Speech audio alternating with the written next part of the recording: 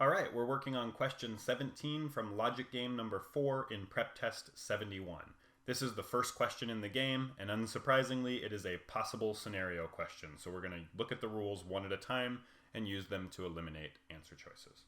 So our first rule told us that T needs to come before W. So if we scan our answer choices, A looks okay, B does not look okay, we can eliminate it. C looks okay, D looks okay, and E looks okay. Our next rule tells us that R must be before M and separated by one space. So in A, right off the bat, we have R after M, so that one's out. But C looks okay, D looks okay, and E looks okay. Next rule tells us that S and P have to be next to each other in some order. Answer choice C looks okay. D does not look okay. They're separated here, so that's out of the running, and E looks okay.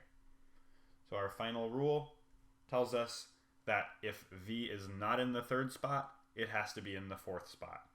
Here in answer choice C, we see it in the fourth spot, so we're okay. Here in answer choice E, we see it in the second spot. That is not okay. E is out, and C is the correct answer.